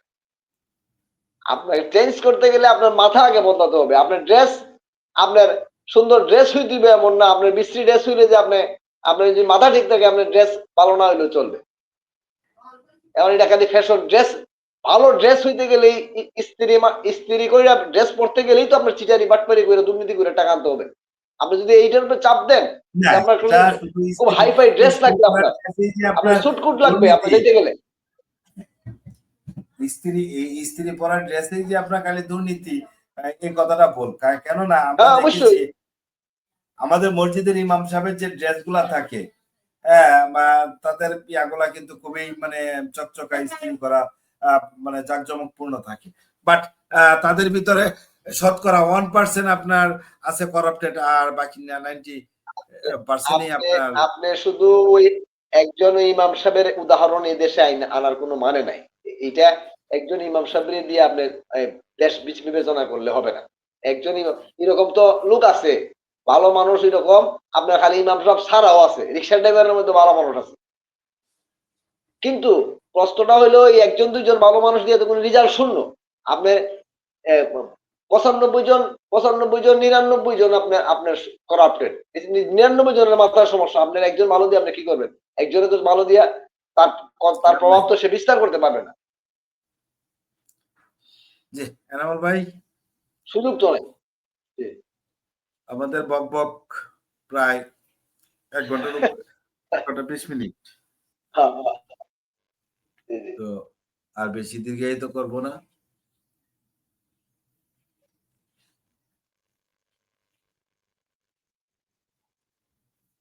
আপনার যদি শেষবারের মতো আপনার কোনো বাণী থেকে থাকে এই দুর্যোগময় পরিবেশ পরিস্থিতিতে, এবং যে আমাদের রাজনীতি কোথায় যাচ্ছে, আমরা কোন দিকে ধাবিত হচ্ছি, বা আমাদের আগামীর সম্ভাব্য ভবিষ্যৎ কি হতে যাচ্ছে।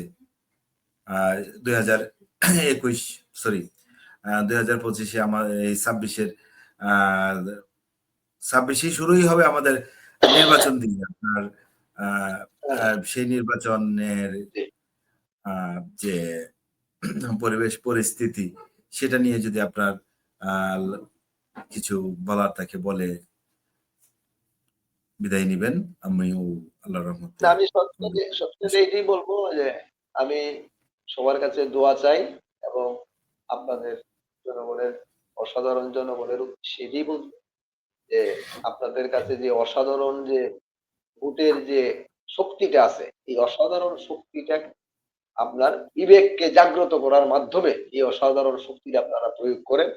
অবশ্যই এটার ভালো একটা রেজাল্ট আসবে। আপনাদের আসবে। সেই বিবেককে জাগ্রত করার জন্য আমি বিশেষভাবে অনুরোধ করব এবং শুভরাত্রি। আমি সবার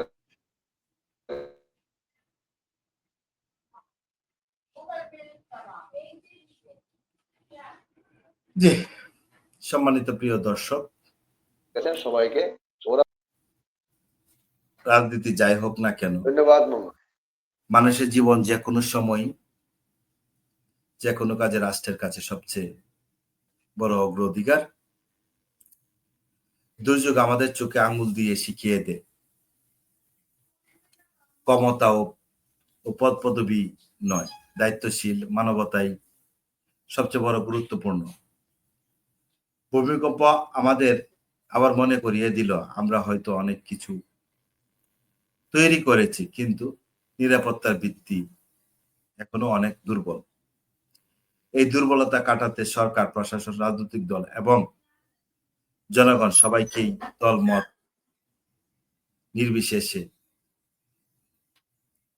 দলের ঊর্ধ্বে উঠে একসাথে একত্রিত হয়ে কাজ করতে হবে।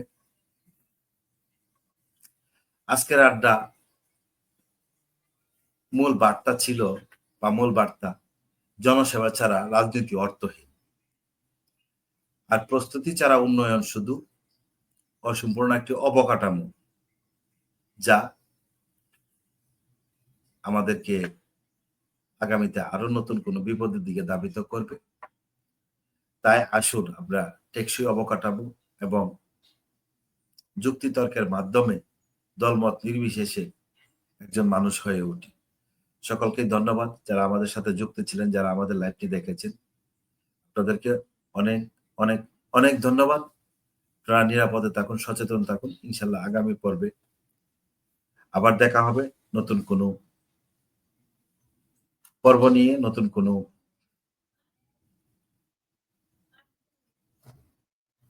বাস্তবতা নিয়ে।